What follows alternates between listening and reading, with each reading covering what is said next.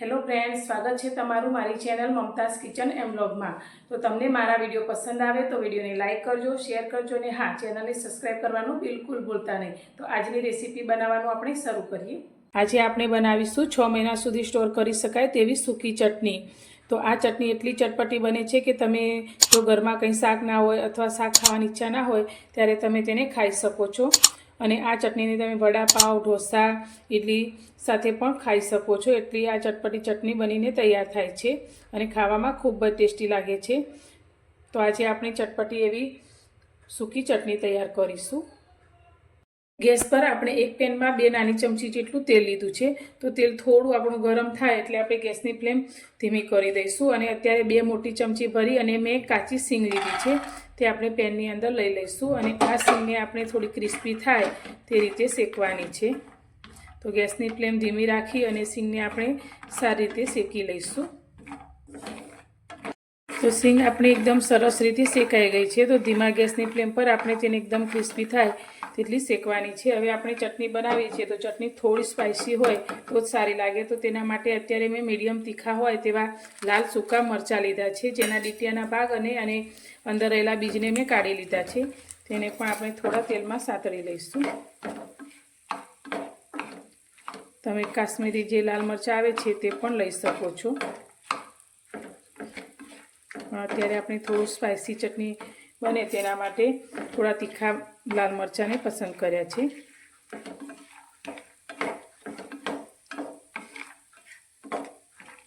હવે મરચાંની સાથે સાથે અત્યારે મેં સૂકા લસણની 8 થી 10 કળી લીધી છે, થોડી મોટી હોય તેવી, તે પણ અંદર લઈ લઈશું। તો લસણ આની અંદર ખૂબ જ સરસ લાગે છે અને આપણે બધા જ મસાલાને સારી રીતે પકવીને લેવાના છે, જેથી ચટણી આપણી લાંબા સમય સુધી સારી રહેશે। અહીંયા લસણ પણ આપણું સારી રીતે સંતળાઈ ગયું છે, તો તેને પણ થોડું સાઈડમાં કરીશું।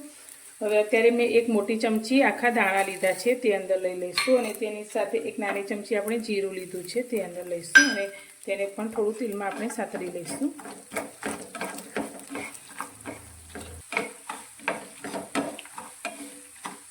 તો ધાણા જીરું પણ આપણા સારી રીતે સંતરાઈ ગયા છે।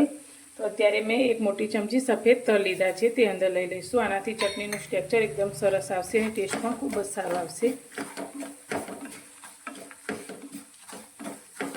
તો તલને વધારે સંતરાતા વાર નથી લાગતી એટલે તેને આપણે પાછળથી એડ કર્યા છે।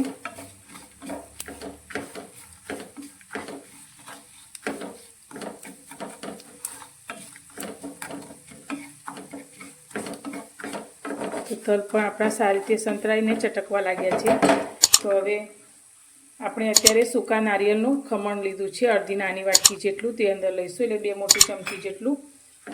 હવે ગેસની ફ્લેમ અત્યારે આપણે બંધ કરી દઈશું અને નારિયેળના છીણને બધી જ વસ્તુ સાથે સારી રીતે શેકી લઈશું।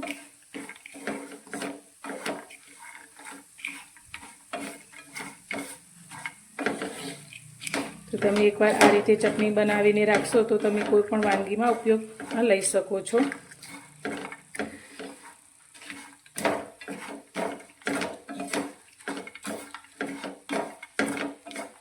તો બંધ ગેસની ફ્લેમ પર આપણે બધી જ વસ્તુને આ રીતે સાતળી લીધી છે। તો હવે થોડી વાર માટે તેને આ રીતે ઠંડુ થવા દઈશું બધું જ, અને આ રીતે થોડી વાર માટે હલાવતા રહીશું, જેથી નીચે પેન ગરમ છે એટલે મસાલા આપણા દાજી ના જાય।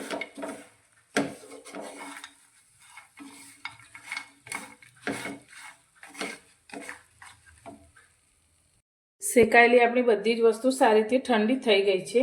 તો હવે અત્યારે આપણે એક મિક્સર જાર લઈ લઈશું અને જારની અંદર આપણે શેકાયેલી બધી જ વસ્તુને લઈ લઈશું।